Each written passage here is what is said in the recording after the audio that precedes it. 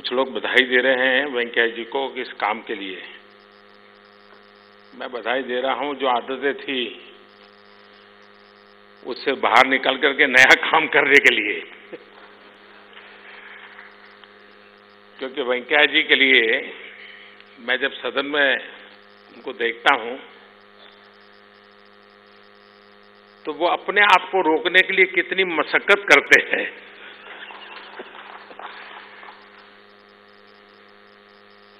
अपने आप को बांधने के लिए उनको जो कोशिश करनी पड़ती है और उसमें सफल होना, मैं समझता हूं अपने बहुत बड़ा काम किया है। सदन अगर ठीक चलता है तो चेयर पर कौन बैठा है उस पर किसी का ध्यान नहीं जाता है। उसमें क्या क्षमता है, क्या विशेषता है, वो ज्यादा किसी के ध्यान में नहीं आती है। और सदस्यों का सामर्थ्य क्या है, सदस्यों के विचार क्या है, वो फोरफ्रंट में रहते हैं।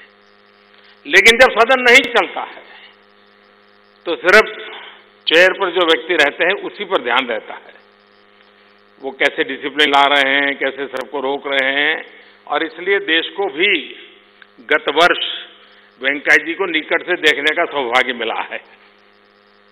अगर सदन ठीक से चला हो तो शायद वो सौभाग्य न मिलता। वेंकैया जी के साथ सालों से काम करने का अवसर मिला और हम एक ऐसी राजनीतिक संस्कृति से पले बढ़े हैं कि जब मैं राष्ट्रीय सचिव हुआ करता था वे आंध्र के महासचिव होते थे और जब वे राष्ट्रीय अध्यक्ष बने तो मैं उनकी सहायता में एक महासचिव बनकर काम कर रहा था। यानी एक प्रकार से टीम में कैसे काम किया जाता है,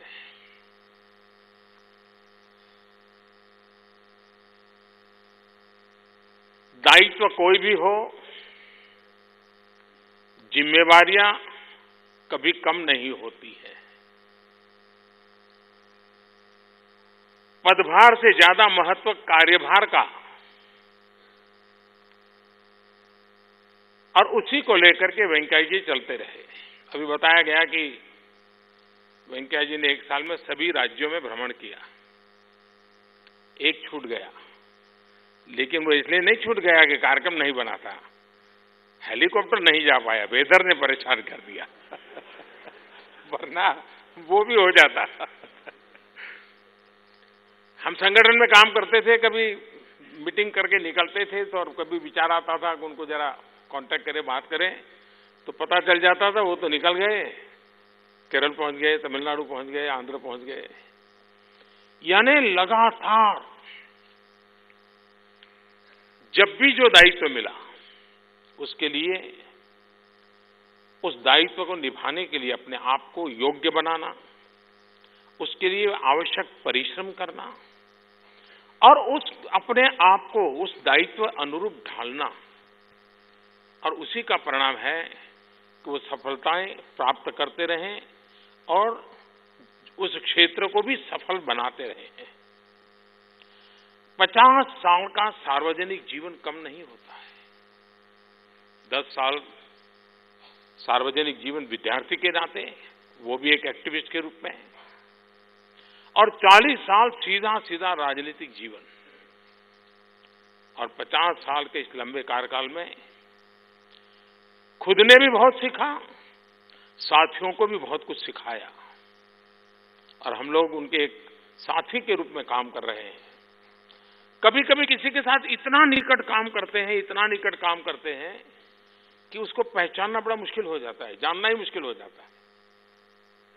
अगर आप किसी से 10 फुट दूर खड़े हैं तो पता चलता है, लेकिन अगर गले लगा करके बैठे हैं तो पता ही नहीं चलता कि, यानी हम इतने निकट रहे हैं कि अंदाज करना भी बड़ा मुश्किल होता है। लेकिन जब सबसे सुनते हैं कि हमारे एक साथी में ये सामर्थ्य है, ये गुण है, तो इतना गर्व होता है, इतना आनंद होता है कि हमें ऐसे महानुभाव के साथ एक कार्यकर्ता के रूप में काम करने का अवसर मिला है। ये अपने आप में बहुत बड़ा गर्व होता है। वेंकैया जी डिसिप्लिन के बड़े आग्रही हैं और हमारा देश की स्थिति ऐसी है कि डिसिप्लिन को अनडेमोक्रेटिक कह देना आजकल सरल हो गया है। कोई थोड़ा सा भी डिसिप्लिन आग्रह करे, मर गया वो, ऑटोक्रेट है, पता नहीं, सारी डिक्शनरी खोल देते हैं। लेकिन वेंकैया जी जिस डिसिप्लिन के आग्रही, उस डिसिप्लिन को खुद भी पालन करते हैं।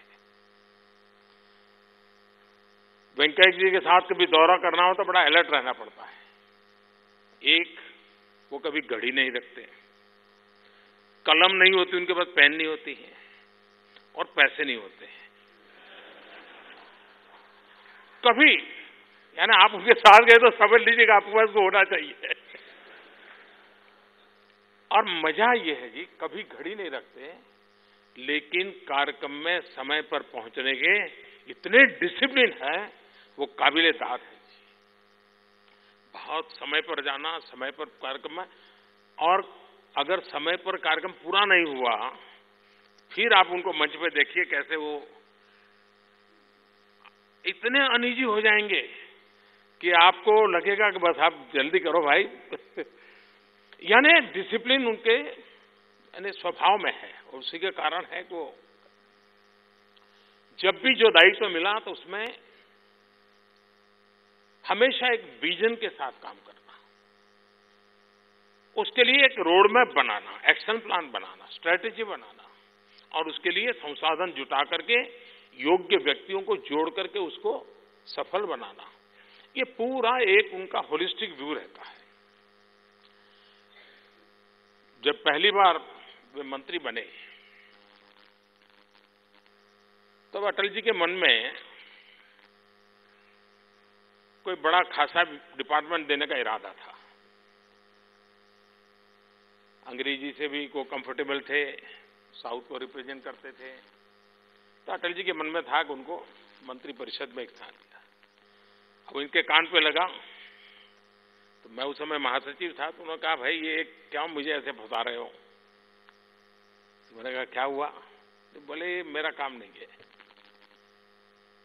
तो मैंने कहा क्या करोगे आप? तो बोले मैं तो अटल जी को जाके बता दूंगा। मैंने कहा जरूर जाइए, आप बताइए। और आप हैरान होंगे, उन्होंने अटल जी को जाकर आग्रह किया कि आप मुझे ऐसे बड़े बड़े कोई डिपार्टमेंट मत दीजिए, मुझे ग्रामीण विकास दीजिए, मैं उसमें अपनी जिंदगी खपाना चाहता हूं। यानी बड़े अच्छे तामझाम वाले, जरा जिसमें एक सेलिब्रल वैल्यू होता है, उससे बाहर निकल करके मुझे ग्रामीण विकास चाहिए। वे स्वभाव से किसान है, वृत्ति और प्रवृत्ति से किसान है। किसान के लिए कुछ करना, किसान के लिए कुछ होना, ये उनके जहन में ऐसा भरा हुआ है क्योंकि उन्होंने जीवन भी ऐसे ही गुजारा है। और उसी का कारण है कि वो ग्रामीण विकास के अंदर रुचि लेने में, जैसे अरुण जी ने कहा, प्रधानमंत्री ग्राम सड़क योजना आज सबसे इफेक्टिव प्रोग्राम के रूप में सब सरकारों ने चलाया, सभी सरकारों ने चलाया। और सभी एमपी के दिमाग में भी अगर सबसे पहली कोई मांग रहती है तो अपने इलाके में प्रधानमंत्री ग्राम सड़क योजना चाहिए, वो उसी का अलॉटमेंट चाहता है। एक समय था रेलवे चाहिए, रेलवे का स्टॉपेज चाहिए, उससे बाहर निकल करके प्रधानमंत्री ग्राम सड़क चाहिए, ये सभी सांसदों के दिल दिमाग में भरना का अगर यश किसी को जाता है तो श्रीमान वेंकैया जी नायडू को जाता है। वैसा ही पानी, ग्रामीण जीवन में पानी, पेयजल, ये उनका बड़ा प्रतिबद्धता रही, उसके लिए वो अपना शक्ति खपाते रहते थे। आज भी सदन में ऐसे विषयों की चर्चा जब टल जाती है तो सबसे ज्यादा डिस्टर्ब होते हैं। उनको लगता है भाई विदेश नीति के संबंध में एक आध दिन अगर चर्चा नहीं भी हुई देखा जाएगा, लेकिन जब गांव की बात आती है, किसान की बात आती है, सदन में चर्चा तो करो क्या हो रहा है। यानी ये जो उनके भीतर अनइजीनेस पैदा होता है, वो देश के सामान्य मानवी की भलाई के लिए उनकी जो आशा आकांक्षा है उसके लिए है। वक्ता के रूप में जिन्होंने उनको तेलुगु भाषा में सुना होगा, तो आप उनकी बोलने की स्पीड अपने आप को मैच ही नहीं कर सकते हो। आप ऐसा लग रहा है जैसे लोकल ट्रेन में बैठे हैं और वो सुपर फास्ट एक्सप्रेस चला रहे हैं, इतना तेज बोलते हैं। और विचार प्रवाह कहां से निकलता है देखते ही बनता है। और उनकी तुकबंदी सहज है, और वो सार्वजनिक भाषण में होती नहीं। आप लोग अगल बगल में बैठते हैं तब भी वो तुकबंदी में ही बात करते हैं, तुरंत शब्दों का जोड़ उनका तुरंत आ जाता है। और सदन में भी उसका लाभ हर किसी को मिल रहा है। मैं इस बात के लिए बधाई देता हूं उनकी पूरी टीम को कि जिन्होंने ये 1 साल का हिसाब देश को देने का एक छोटा सा प्रयास किया है। और मैं मानता हूं कि इससे ध्यान आता है कि भी इस पोजीशन पे, इस इंस्टीट्यूट को भी समाज हित के लिए किस प्रकार से उपयोग में लाया जाता है, किस प्रकार से उसमें नयापन लाया जाता है, किस प्रकार से गति लाई जा सकती है।